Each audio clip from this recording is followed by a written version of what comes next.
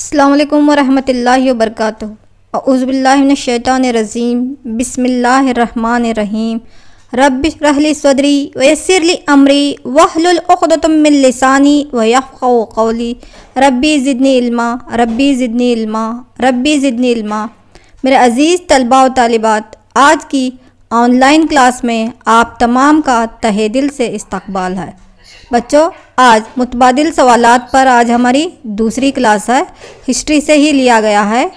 तो बच्चों चलिए टाइम को वेस्ट किए बिना हम डायरेक्टली क्वेश्चन की तरफ जाएंगे। आपको लास्ट क्लास में भी मैं बता चुकी हूँ कि किस तरह से OMR रहता है। एक मरतबा फिर से एक नज़र उस OMR शीट को देख लीजिए कि इस तरह से आपका OMR रहता है और हर मजमून के आपको 40 क्वेश्चंस रहते हैं। समाजी साइंस के भी आपको 40 क्वेश्चंस रहेंगे। इस तरह का OMR रहेगा और OMR में आपको फिलअप करना है। और ऑलरेडी मैं बोली थी कि आप भी अपना OMR रेडी करके लेके बैठिए। जैसे जैसे यहाँ पे क्वेश्चंस होते जाएंगे आप भी उस क्वेश्चन नंबर के मुताबिक ABCD में जो आंसर राइट है वहाँ पे मार्क करेंगे और क्लास के बाद अपना स्क्रीनशॉट भेज देंगे। तो चलो बच्चों, आज की क्लास की इब्तिदा करते हैं। तो लीजिए, आपके लिए पहला सवाल ये रहा यहाँ पे। 18वीं सदी को सियासी मसाइल से भरपूर सदी कहा जाता है, इसका अहम सबब है ना बच्चों। हिंदुस्तान में अंग्रेज़ी हुकूमत के मुखालिफ तजादात में हम पढ़े हैं कि 18वीं सदी को सियासी मसाइल से भरपूर सदी कहा जाता है, इसका अहम सबब था। क्यों इस तरह से कहा जाता है, ये पहले लॉन्ग आंसर में भी आता था, ऐसे टाइप क्वेश्चंस में भी। चलिए अभी मुतबादिल में इसके ऑप्शंस हैं, देखिए। ऑप्शन ए है यहाँ पे 1707 सन ईस्वी में मुग़ल शहंशाह औरंगज़ेब की मौत हो गई, इसलिए। या बी है यहाँ पे जनूबी हिंदुस्तान में मुग़ल कमज़ोर हो गए। ऑप्शन सी है चिक देवराय की मौत की वजह से। ऑप्शन डी है हैदर अली का इक़्तिदार मजबूत हो गया था। तो किस लिए जो है 18वीं सदी को सियासी मसाइल से भरपूर सदी कहा जाता बच्चों? चलिए जल्दी जल्दी कमेंट में अपना आंसर लिखिए। माशाल्लाह, अल्हम्दुलिल्लाह, सही जवाब बच्चों कि 1707 सन ईस्वी में मुग़ल शहंशाह औरंगज़ेब की मौत हो गई, तो जिसकी वजह से जो है यहाँ पे औरंगज़ेब की जो मुग़लिया सल्तनत का मुस्तहकम इक़्तिदार जो था उसका ज़वाल शुरू हो गया। तो इसीलिए जो है वहाँ पे 18वीं सदी को जो है सियासी मसाइल से भरपूर सदी कहा जाता है। और चिक देवराय की मौत भी हो गई थी, लेकिन यहाँ पे इसका अहम सबब क्या माना जाता है बच्चों कि मुग़ल शहंशाह औरंगज़ेब की मौत के बाद जो है मुग़ल इस्तेहकाम जनूबी हिंदुस्तान में कमज़ोर हो गया, तो बहुत से सियासी मसाइल यहाँ पे उभर आए। तो चलिए बच्चों, दूसरा क्वेश्चन आपके लिए ये रहा। यहाँ पे दूसरा सवाल है, इनमें से कौन से वाक़यात हैदर अली को मैसूर के इक़्तिदार पर आने में मददगार साबित हुए? तो बहुत सी जनूबी हिंदुस्तान में बहुत सी सल्तनतें हैं, हैदर अली की है, चिक देवराय वडियर ख़ानदान है ना। तो इसमें से अब ऑप्शन दूंगी मैं आपको, इनमें से कौन से वाक़यात हैदर अली को मैसूर के इक़्तिदार में आने में मददगार साबित हुए? ऑप्शन ए है बच्चों अंग्रेज़ों के साथ एंग्लो मैसूर जंगें। ऑप्शन बी ट्रैंकोर और तंजावर के सियासी हालात। ऑप्शन सी देवनहल्ली और अर्काड की फ़ौजी कार्रवाइयाँ। ऑप्शन डी है मराठा और निज़ाम के साथ हैदर अली की दोस्ती। तो किस वजह से वो कौन से वाक़यात था या कौन सा यहाँ पे सबब बना जिसकी वजह से जो है हैदर अली को मैसूर के इक़्तिदार में आने पर मददगार साबित हुए ये वाक़यात? क्या अंग्रेज़ों के साथ एंग्लो मैसूर जंगें करने से हो सकता है? नहीं ना बच्चों, क्योंकि एंग्लो मैसूर जंगें तो बाद में हो गई हैदर अली इक़्तिदार पर आने पर। यस, ट्रैंकर और तंजावर के हालात। यस, नहीं ना। तो सही जवाब क्या है बच्चों? देवनहल्ली और अर्काड की फ़ौजी कार्रवाइयाँ जो थी, जहाँ पर जो है एंग्लो कर्नाटक जंगों में शरीक होने का जो मौका मिला, तो करीब से उन्होंने अंग्रेज़ों का हो या फ्रांसीसियों का जो जंगी तरीका था उसको देख ले। तो देवनहल्ली और अर्काड की फ़ौजी कार्रवाइयाँ जो है हैदर अली को मैसूर के इक़्तिदार पर आने में मददगार साबित हुए। चलिए बच्चों अगले क्वेश्चन की तरफ बढ़ते हैं। यह है तीसरा क्वेश्चन। पहली एंग्लो मैसूर जंग 1767 था 1769, तो दूसरी एंग्लो मैसूर जंग, यानी इसका मतलब होगा कि पहले एंग्लो मैसूर जंग जो है 1767 से 1769 के दरमियान लड़ी गई है। तो अब आपको क्या लिखना है यहाँ पे? दूसरी एंग्लो मैसूर जंग, है ना बच्चों। चलिए ऑप्शन देखिए। ऑप्शन ए है 1781 से 82। ऑप्शन बी है 1784 था 1790, ऑप्शन सी 1790 से 1792, ऑप्शन डी है 1780 से 1784 तक। चलिए बच्चों जल्दी से पहचानिए, अपने कमेंट में आंसर लिखिए बच्चों। माशाल्लाह अल्हम्दुलिल्लाह सही जवाब है ना बच्चों, 1780 से 1784, दूसरी एंग्लो मैसूर जंग है ना बच्चों। चलिए 4 एंग्लो मैसूर जंगें हैं, पहली एंग्लो मैसूर जंग, दूसरी, तीसरी और चौथी है ना। चलिए नेक्स्ट क्वेश्चन की तरफ आगे बढ़ते हैं बच्चों। ये रहा आपके लिए चौथा क्वेश्चन, यहाँ पे है देखिए, पहली एंग्लो मैसूर जंग का अहम सबब था, पहली एंग्लो मैसूर जंग का अहम सबब क्या था बच्चों? 1767 से लेकर 69 के दरमियान में जो लड़ी गई है अंग्रेज़ों और हैदर अली के दरमियान, तो इसका अहम सबब क्या था? ऑप्शन ए है बच्चों हैदर अली और हैदराबाद के निज़ाम की दुश्मनी, ऑप्शन बी हैदर अली ने मैसूर की दीवानी संभाली, ऑप्शन सी मैसूर अंग्रेज़ों की तिजारती कोठी थी जिस पर हैदर अली इक़्तिदार पर आए, ऑप्शन डी हैदर अली का बढ़ता हुआ इक़्तिदार। कौन सा है बच्चों? जल्दी पहचानो। क्या हैदर अली और हैदराबाद के निज़ाम की दुश्मनी की वजह से पहली एंग्लो मैसूर जंग लड़ी गई है, या हैदर अली ने मैसूर की दीवानी संभाली इसलिए अंग्रेज़ों ने वहाँ पर उस पर हमला किया है, या मैसूर अंग्रेज़ों की तिजारती कोठी थी जिस पर हैदर अली इक़्तिदार पर आए इसलिए, या हैदर अली का बढ़ता हुआ इक़्तिदार? यस अल्हम्दुलिल्लाह माशाल्लाह सही जवाब क्या है बच्चों? हैदर अली का बढ़ता हुआ इक़्तिदार। हैदर अली की जो तरक्की हो रही थी वो देख नहीं सके अंग्रेज़, और हैदराबाद के नवाब और मरहट्टों को अपनी चालाकी व मक्काराना पॉलिसियों के ज़रिए से उन्होंने अपने तरफ कर ले और हैदर अली के खिलाफ यहाँ पे जंग का ऐलान होगा जिसको हम पहली एंग्लो मैसूर जंग कहते हैं। तो मेन जो उनकी आंखों में खटक रहा था अंग्रेज़ों के वो क्या था बच्चों? हैदर अली का बढ़ता हुआ इक़्तिदार। हैदर अली जो तरक्की करते जा रहे थे, फतुहात पे फतुहात जो इनको हो रहे थे, इनकी सल्तनत खुदादाद जो बढ़ती चली जा रही थी वो अंग्रेज़ों से देखा नहीं गया, इसलिए हैदराबाद के नवाब और उसके साथ साथ जो है मराठों को अपनी तरफ कर लेकर उन्होंने हैदर अली के साथ जो जंग लड़ते हैं उसको हम पहली एंग्लो मैसूर जंग कहते हैं। चलिए बच्चों नेक्स्ट क्वेश्चन नंबर 5 आपके लिए यहाँ पे है, पहली एंग्लो मैसूर जंग का खात्मा इस मुआहिदे के तहत हुआ। किस मुआहिदे के तहत? देखो बच्चों यहाँ पे ऑप्शन ए मुआहिदा श्रीरंगपट्टन, ऑप्शन बी मुआहिदा मद्रास, ऑप्शन सी मुआहिदा मैसूर, ऑप्शन डी मुआहिदा मैंगलोर। चलो बच्चों जल्दी पहचानो, लेसन्स बहुत मरतबा हो गए हैं, ये आपके लिए रिवीजन ही समझिए। माशाल्लाह अल्हम्दुलिल्लाह मुआहिदा मद्रास है ना, मद्रास अमन मुआहिदा भी जिसको कहते हैं। यस, तो मुआहिदा मद्रास के तहत 1769 में पहली एंग्लो मैसूर जंग का खात्मा हो गया। इस मुआहिदे के शराइत रखे गए थे बच्चों, क्या है थे? अंग्रेज़ों और हैदर अली के दरमियान में मुआहिदा हुआ था कि बैरूनी हमले के वक्त एक दूसरे की हम मदद करेंगे और एक दूसरे के मकबूजा इलाके वापस देंगे। अगर हैदर अली के अंग्रेज़ों ने फ़तह कर लिए हैं तो वो हैदर अली को वापस देंगे, और अंग्रेज़ों के इलाके जो भी हैदर अली के कब्ज़े में आ गए थे वो उनको लौटा देंगे, और जो भी हैदर अली पर कोई भी हमला करेगा तो अंग्रेज़ मदद के लिए आएंगे, और अंग्रेज़ों पर हमला हो रहा है तो यहाँ पे हैदर अली जाएंगे। तो एक दूसरे के यहाँ पे मकबूजा इलाके लौटा देना और बैरूनी हमले के वक्त एक दूसरे की मदद करना। तो इस तरह से मद्रास के मुकाम पर मद्रास अमन मुआहिदा हो गया था जिसके तहत पहली एंग्लो मैसूर जंग का खात्मा हो गया था। चलिए बच्चों अगले क्वेश्चन की तरफ बढ़ते हैं।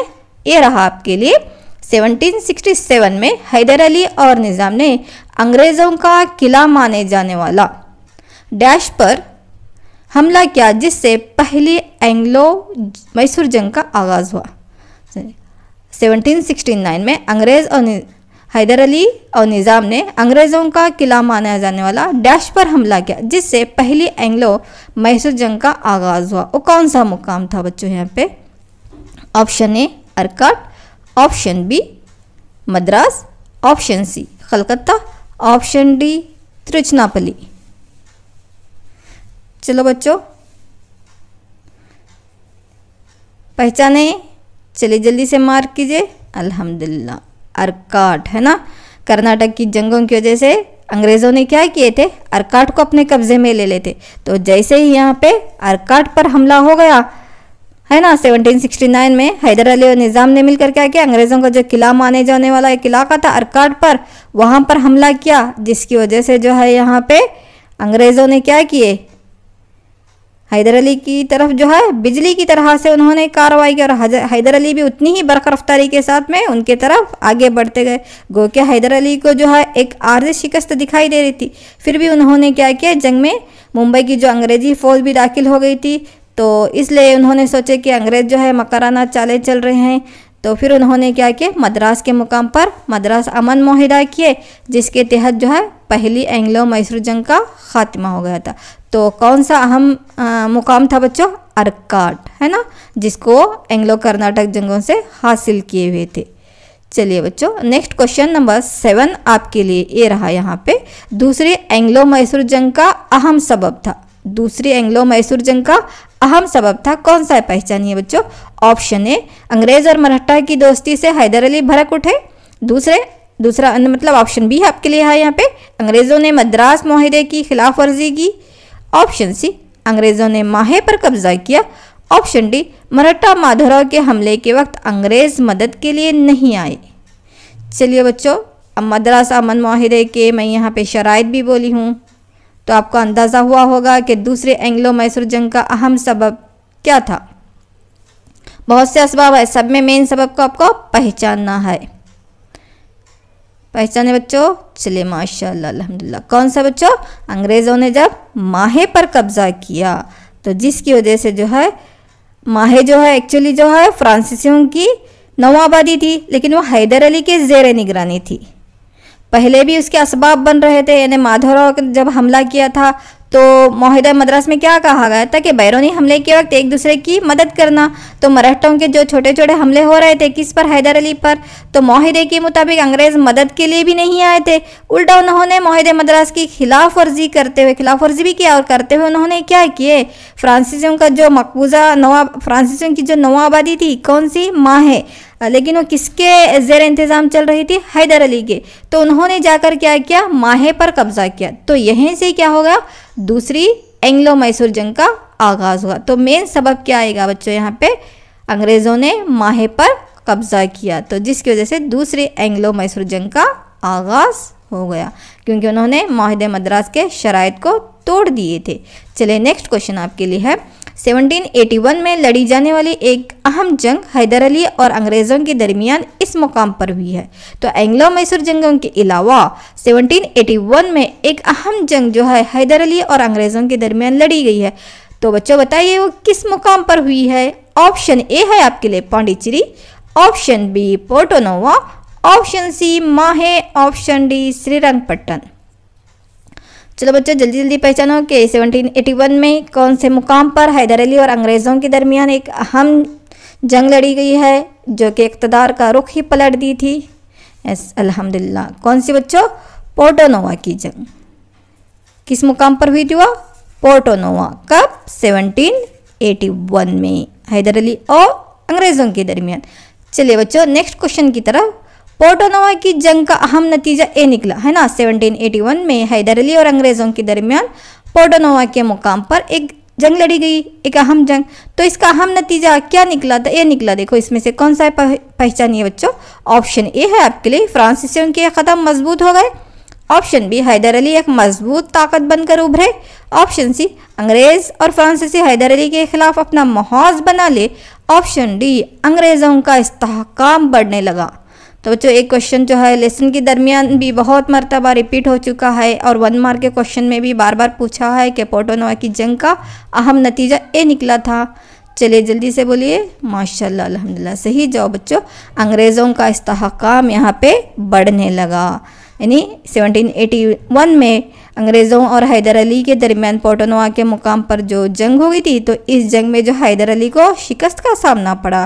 तो यहाँ से इस जंग ने जो उस वक्त जो लड़ी जाने वाली एक अहम जंग थी 1780 से लेकर 84 के दरमियान, कौन सी, दूसरे एंग्लो मैसूर जंग, तो उसी जंग के दरमियान का ये वाक़या है। तो जंग का रुख ही वहाँ पे बदल गया, और अंग्रेज़ों का इस्तेहकाम, उनकी मजबूती यहाँ पे बढ़ने लगी। फिर वो अपना इक्तिसादी क्या बोलते हैं, तबाही उन्होंने भी वहाँ पर ले आए। कौन, अंग्रेज़।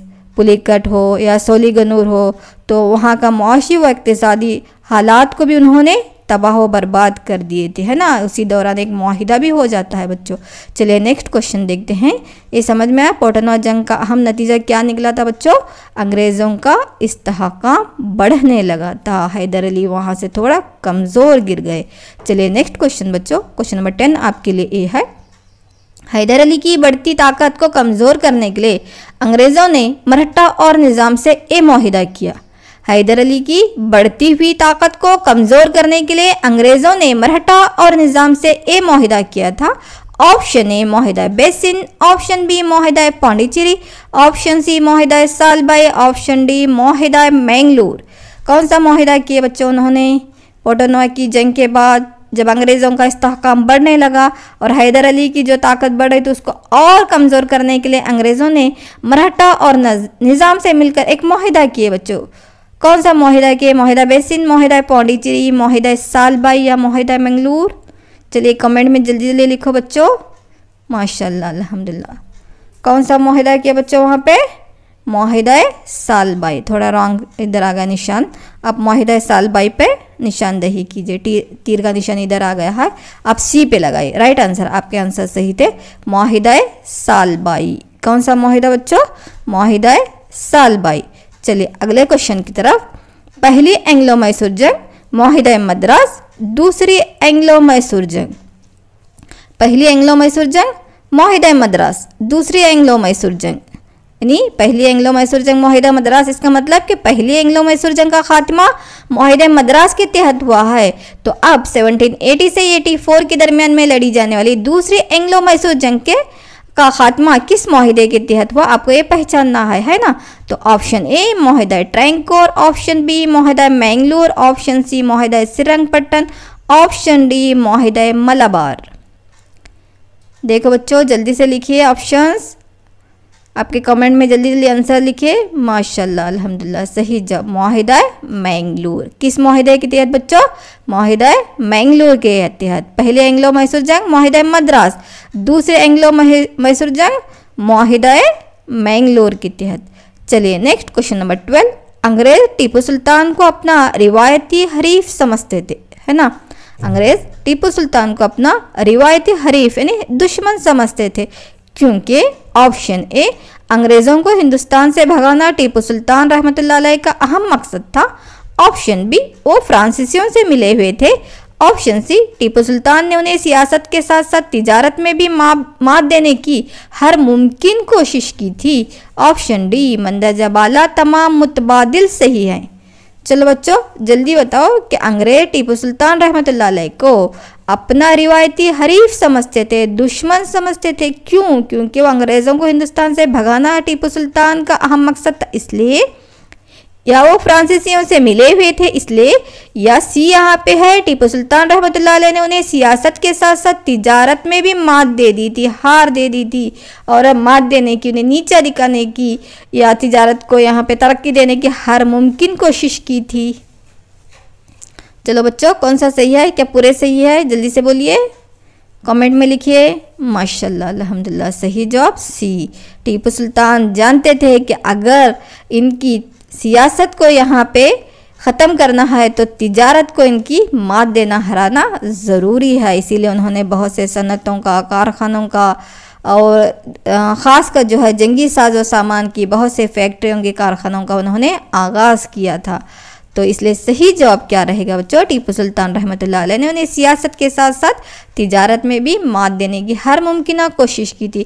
इसलिए अंग्रेज़ कहते थे कि टीपू सुल्तान अपना क्या है, एक रिवायती हरीफ है, दुश्मन है। चलिए बच्चों नेक्स्ट क्वेश्चन नंबर 13 आपके लिए ये रहा यहाँ पे। दूसरी एंग्लो मैसूर जंग सर आयरकोट, तो तीसरी एंग्लो मैसूर जंग।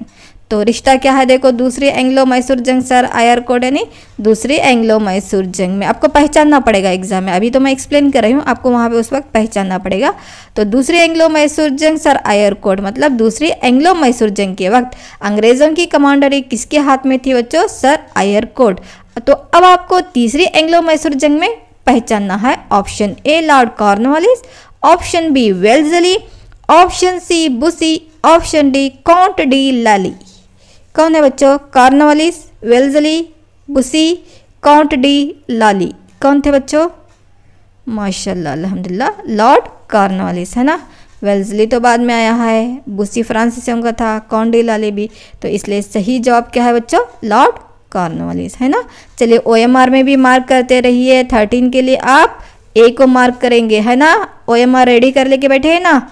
चलिए 14 देखिए बच्चों, दूसरी एंग्लो मैसूर जंग 1780 84, तो तीसरी एंग्लो मैसूर जंग, इसका मतलब कि दूसरे एंग्लो मैसूर जंग का वहाँ पे वक्फा लिखा गया है कि 1780 से 1784 के दरमियान में लड़ी गई है। तो अब तीसरी मैसूर जंग का वक्फा आपको यहाँ पे आंसर लिखना है। देखिए कौन सा ऑप्शन लिखना तो नहीं है, आपको मार्क करना रहता है अभी।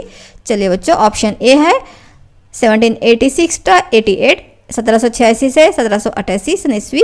ऑप्शन बी 1790 तक 1791 सन ईस्वी। ऑप्शन सी 1790 तक 1792।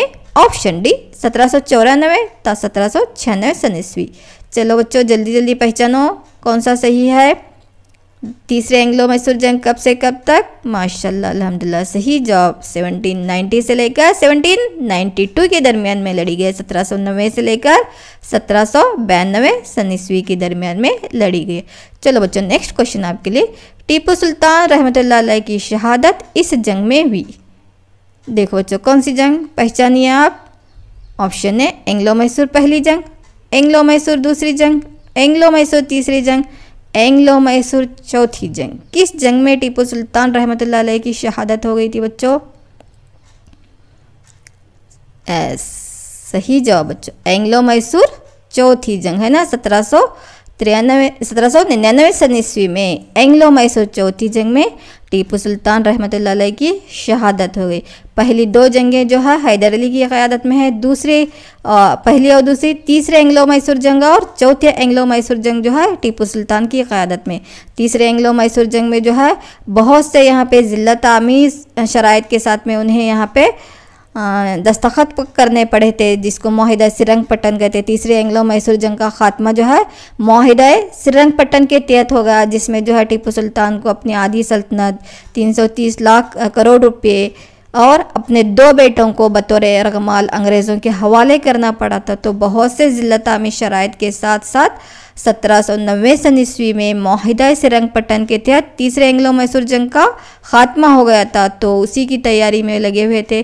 तो 1799 सन ईस्वी में चौथी एंग्लो मैसूर जंग लड़ी गई है। गो कि यहाँ पर भी टीपू सुल्तान की यहाँ पे फतह हो सकती थी, लेकिन अंदरूनी गद्दारों की साजिश की वजह से, बगावत की वजह से, इन बागियों की वजह से जो है टीपू सुल्तान रहमतुल्लाह अलैह की शहादत 1799 सन ईस्वी में चौथी एंग्लो मैसूर जंग में हो गई है। इसीलिए किसी शायर ने इनकी मौत पर क्या खूब कहा है कि हिंद की किस्मत में ही रुसवाई का सामान था, हिंद की किस्मत में ही रुसवाई का सामान था, वरना तू तो अहद आज़ादी का एक उन्वान था। अगर टीपू सुल्तान रहमतुल्लाह अलैह की शहादत ना होती तो उसी वक्त अंग्रेज़ों को वो हिंदुस्तान से निकाल भगाते थे बच्चों।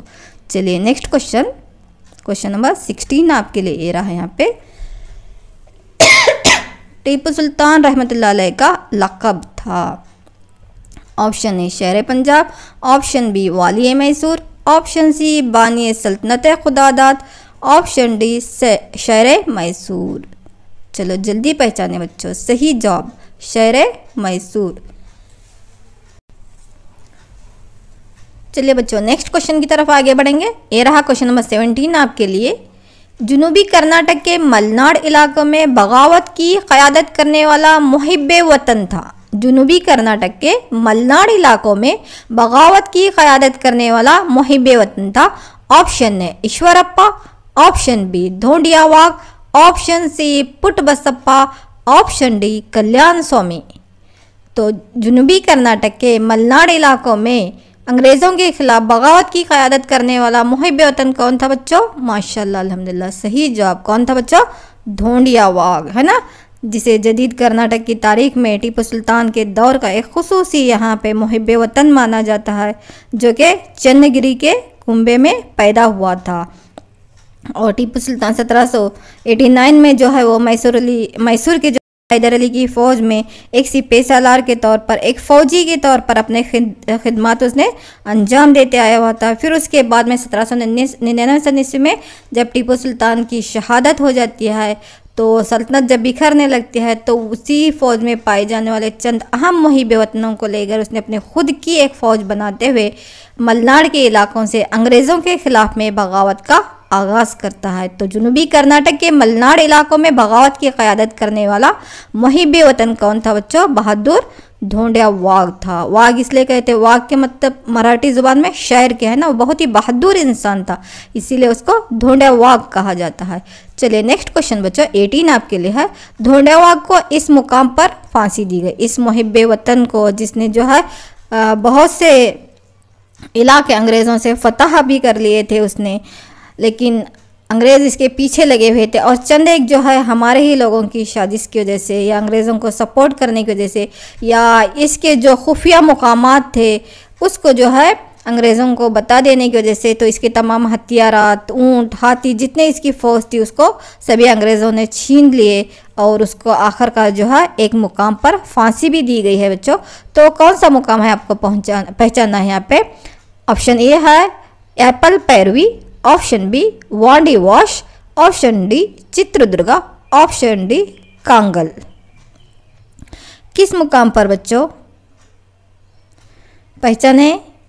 सही जवाब कहाँ पर बच्चों? कांगल के मुकाम पर। एप्पल पैरवी के मुकाम पर तो उसको जो है हमला करते वक्त उसको गिरफ्तार किया गया, फिर कांगल के मुकाम पर जो है उसको फांसी दी गई है बच्चों, कंफ्यूज मत कर लीजिए।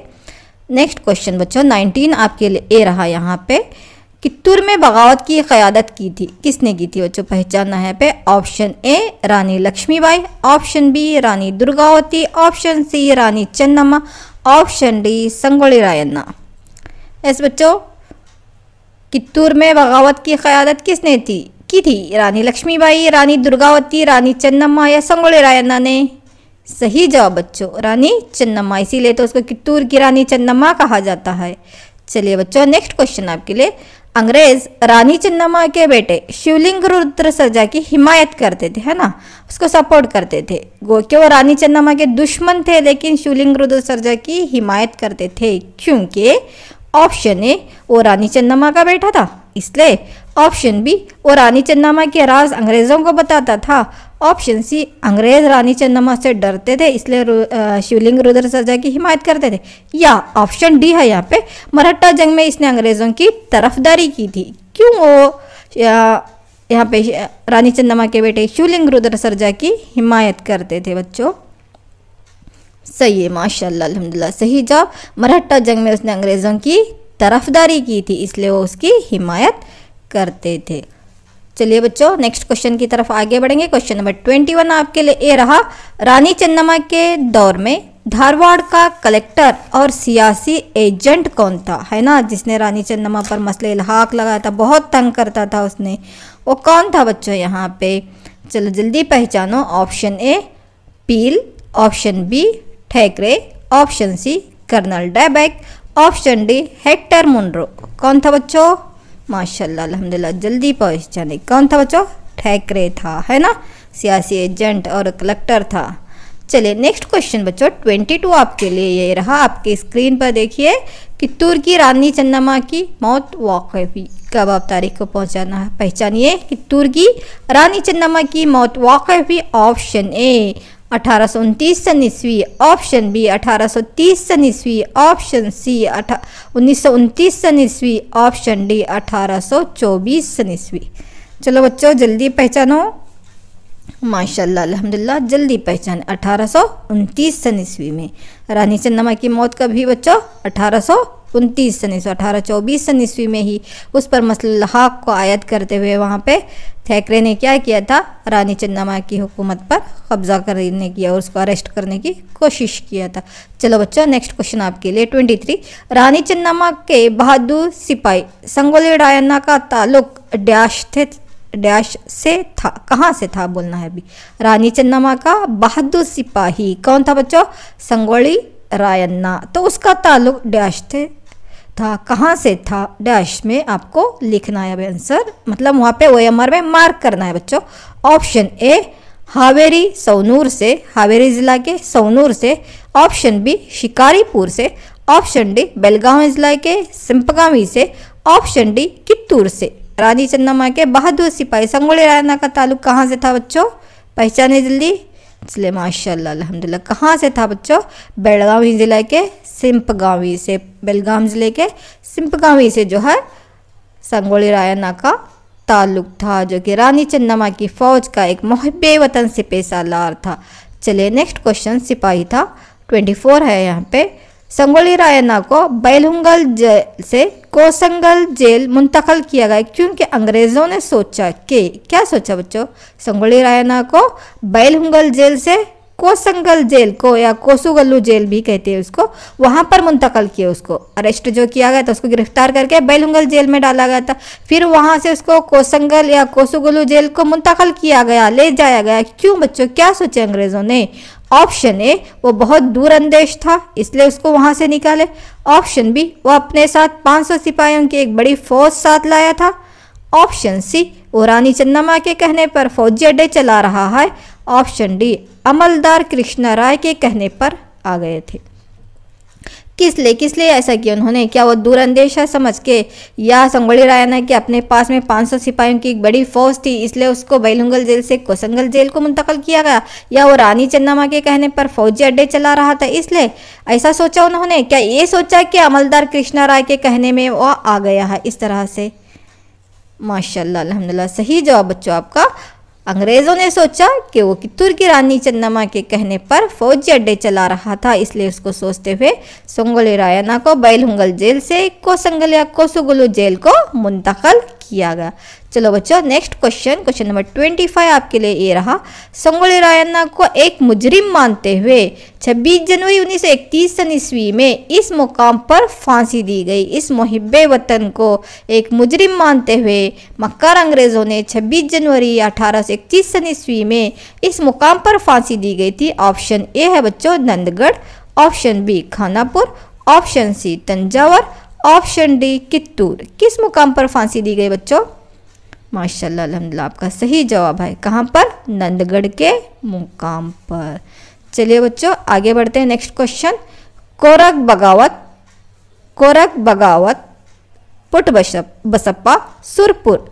इसका मतलब कि कोरक की बगावत की क़यादत यहाँ पे पुट बसप्पा ने की थी। तो अब नेक्स्ट आपको क्या लिखना रहेगा? सुरपुर की बगावत की क़यादत किसने की है? इस तरह से क्वेश्चन होगा। ऑप्शन ए बच्चों राजा नायक। ऑप्शन बी कृष्णप्पा नायक। ऑप्शन सी वेंकटप्पा नायक। ऑप्शन डी शिवप्पा नायक। किसने की थी बच्चों सुरपुर की बगावत की क़यादत किसने की थी? राजा नायक, कृष्णप्पा नायक, वेंकटप्पा नायक या शिवप्पा नायक? माशाल्लाह अल्हम्दुलिल्लाह सही पहचाने बच्चों, वेंकटप्पा नायक ने। इसलिए इसको कर्नाटक में बगावत का बानी भी इसको कहा जाता है। नेक्स्ट क्वेश्चन नंबर 27 आपके लिए है यहाँ पे। बागलकोट ज़िले के हलगली बेडर सुरमाओं की बगावत की अहम वजह थी, है ना। बागलकोट ज़िले के मुधोड़ के पास में जो हलगली मुकाम आता है, वहाँ के बेडर सुरमाओं ने अंग्रेज़ों के खिलाफ बगावत की थी। हलगली बगावत का हाल हमने पढ़े हैं, है ना। तो क्यों बगावत की थी बच्चों? ऑप्शन ए मसले इल्हाक की वजह से। ऑप्शन बी कानूनी असलाह। ऑप्शन सी इनामी commission. Option D Rowlatt Act. क्या वजह थी बच्चों?